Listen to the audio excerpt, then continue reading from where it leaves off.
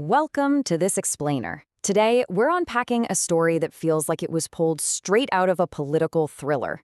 We're looking at a dark, unfolding crisis right at the very highest levels of power in Uganda, the State House shrines.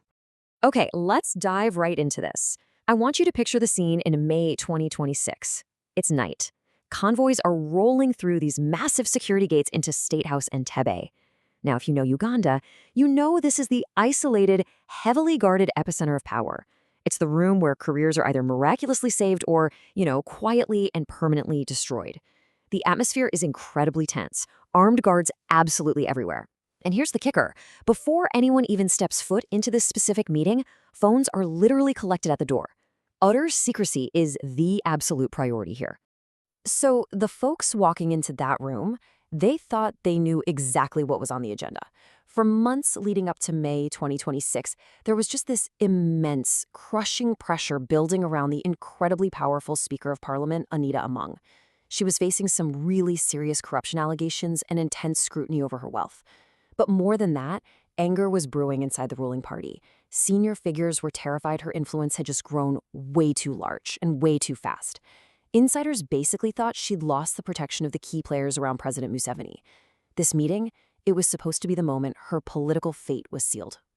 But actually scratch that expected agenda because it vanished almost immediately. As reported by the veteran political journalist Andrew Mwenda, this meeting took a terrifying twist. According to Mwenda, President Museveni didn't just walk in and deliver a standard political dressing down. No way. Instead, he pulled out secret audio and video recordings, and he played them right there, out loud, in front of everyone. Suddenly, what was supposed to be a meeting about corruption totally flipped. And get this, the secret tapes weren't even about money. The allegations presented in that room shifted abruptly to witchcraft and spiritual attacks. Yeah, you heard that right. According to the reports, these secret recordings allegedly linked the former speaker, Rebecca Kadaga, to traditional healers. The tapes supposedly captured discussions about dark, spiritual warfare aimed at taking down political enemies. We are talking about deep, ritualistic power struggles happening at the literal pinnacle of the Ugandan government. Now, what's really interesting here is the sheer gravity of these allegations, and it all comes down to the targets. I mean, look at these names. This wasn't just some spiritual attack directed at one random rival. The reported targets included President Museveni himself, First Lady Janet Museveni, General Muhoozi Kainerugaba, and General Salim Saleh. That's the first family and the top military brass. And then right there at the bottom of the list, Anita Among. That one detail changed the whole shebang.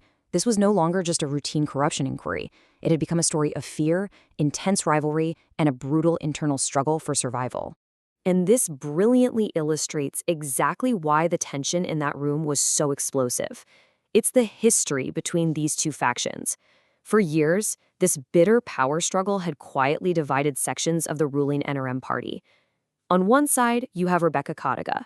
She represents the established old guard. She's experienced, highly connected, and incredibly patient. On the other side, you've got Anita Among, representing this new generation of power. She's aggressive, highly ambitious, and rising fast. A lot of people felt Among hadn't just replaced Kadaga as speaker, but had effectively usurped her as one of the most influential women in the whole country. And well, in politics, that kind of transition almost never happens peacefully. So if we look at how the tables turned inside State House that night, it's wild. You have two incredibly influential women, both finding their political survival on the line in the exact same room, at the exact same time. Kadaga, leaning on her established old guard power base, is suddenly backed into a corner by these secret recordings detailing witchcraft. Meanwhile, Among, who had been riding this wave of ambitious, new guard power, is highly vulnerable because of mounting corruption allegations. You have two massive pillars of the political establishment, both suddenly staring down their own potential ruin. Which brings us to the absolute climax of this locked room thriller. The recordings have finished playing. The room is packed with powerful bishops, senior insiders close to the presidency, and these two rival politicians. And it just falls completely silent. According to Mwenda's account, President Museveni turns his attention directly to Rebecca Kadaga. Right there, in front of the religious leaders and political elites, he demands an answer. He essentially says, respond to what we all just heard and saw. So, what does this all mean? Put yourself in her shoes in that room for a second. You're surrounded by the most powerful people in the nation. The president of the country has just played tapes allegedly linking you to dark spiritual attacks against his own family. What do you even do? Do you deny it? Do you fight back? How exactly would someone of Kadaga's immense stature respond to such a devastating, highly personal accusation? Let's move on and see how this builds, because her reported response completely stunned everyone in the room. According to those explosive claims by journalist Andrew Mwenda, Kadaga actually didn't deny it. First, she allegedly admitted to visiting a traditional healer. Second, she accepted that the secret recordings the president played were authentic. And third, she reportedly broke down and apologized emotionally right there in front of everyone. We're talking about a veteran politician, an absolute titan of the old guard, emotionally damaged and pleading her case behind closed doors. Now, the really crucial point we have to remember here is that these explosive claims remain unverified independently. There's no audio or video that's been released to the public. No official State House statement has been issued to confirm any of this, and Kadaga herself hasn't publicly addressed it. This entire super dramatic narrative comes from sourced reports of what was a highly classified, totally closed-door meeting. But, whether the State House officially confirms it or not, the political fallout was swift and it was brutal. While Among's political empire began visibly collapsing on the outside, facing intensified investigations, properties being searched, and just total isolation from her allies in the weeks that followed, the true shockwave belonged to Kadaga. Because inside that room, the invincible titan of the old guard had been broken. The sheer image of such a seasoned leader emotionally damaged and apologizing, that completely redefined the balance of power.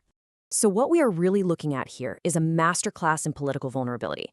For literally decades, Rebecca Kadaga was seen as practically untouchable. But the shock of realizing that state surveillance had pierced her most secret, private, spiritual consultations, that changed everything. Her emotional apology exposed a really terrifying reality. The shield of power, even for the most established, historically secure veterans out there, is incredibly fragile.